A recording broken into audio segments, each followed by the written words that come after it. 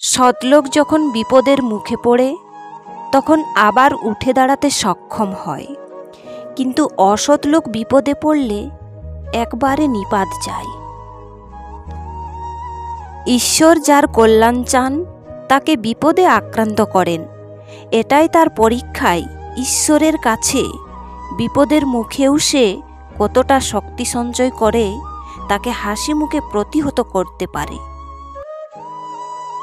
আপনার দুর্বলতাকে ও বিপদকে শক্তিতে পরিণত করার ক্ষমতা একমাত্র পরমেশ্বরই রাখেন।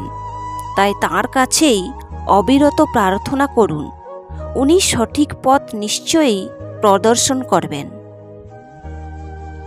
ঈশ্বরের সাথে যখন সম্পর্ক স্থাপিত হয় তখন আর বিপদ থাকে না।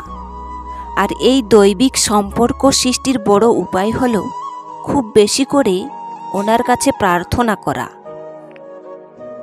সাহস যেমন জীবনের বিপদ, তেমনি ভয় হল এর সুরক্ষা কবচ। নিষ্ক্রিয় বিপদ হল সবচেয়ে নিরাপদ।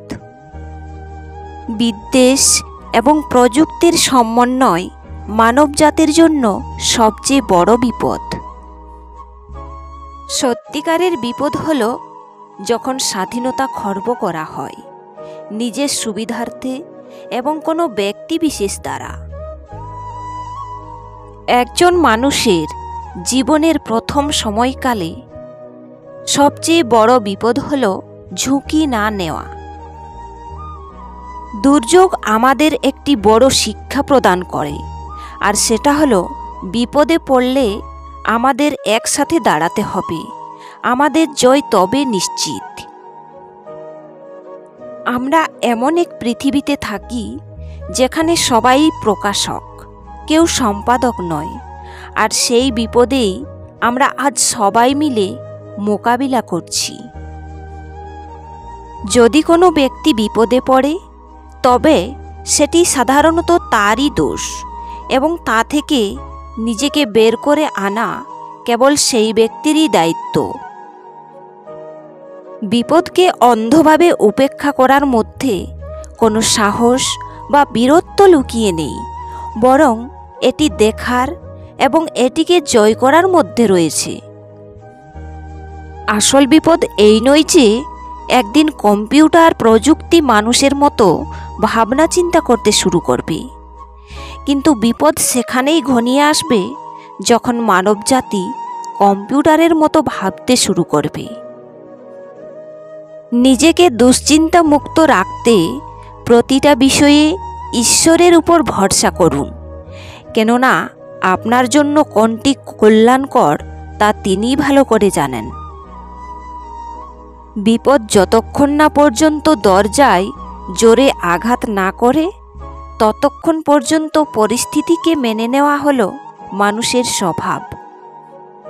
সাহস হলো প্রকৃতপক্ষে বিপদের পরিমাপের একটি নিখুঁত সংবেদনশীলতা এবং এটি সহ্য করার মানসিক ইচ্ছা। প্রকৃত মানুষ দুটি জিনিস চায়, বিপদ এবং খেলা।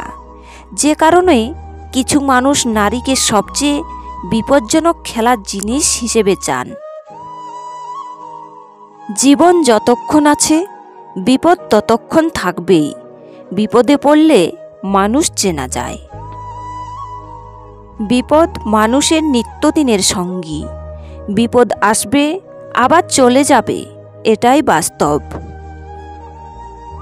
এমন অনেক মানুষ আছে যারা নিজের কথা চিন্তা করে স্বার্থপর হয়ে যায় এবং অন্যের কথা খেয়াল রাখে না, আর তাই কেউ বিপদে পড়লে নিজে খুশি হয় এবং তাকে নিয়ে অন্যের মাঝে সমালোচনা করে।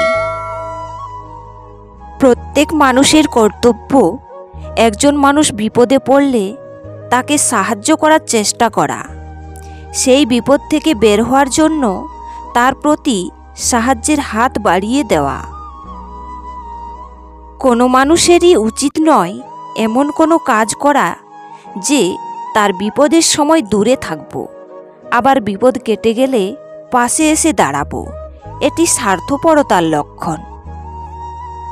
বিপদে পড়লে প্রথমেই যাকে স্মরণ করতে হবে তিনি হলেন ঈশ্বর, কারণ বিপদ থেকে রক্ষা করার মালিক একমাত্র তিনি।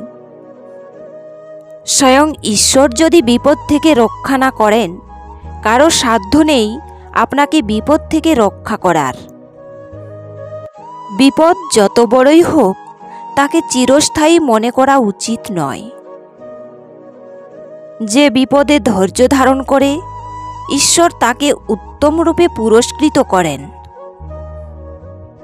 যে ব্যক্তি কোনো দিনও বিপদগ্রস্ত হয়নি, সে প্রকৃত ধীর সহিষ্ণু হতে পারে না। যেমন বহুদর্শিতা ও অভিজ্ঞতা ব্যতীত কেহ সুচিকিৎসক হতে পারে না।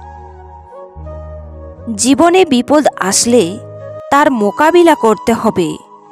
বিপদের সময় হাত গুটিয়ে বসে থাকলে বিপদ থেকে মুক্তি পাওয়া যাবে না। বিপদ থেকে মুক্তি পাওয়ার জন্য প্রথমত নিজের প্রতি বিশ্বাস রাখতে হবে এবং দ্বিতীয়ত মনোবল রাখতে হবে।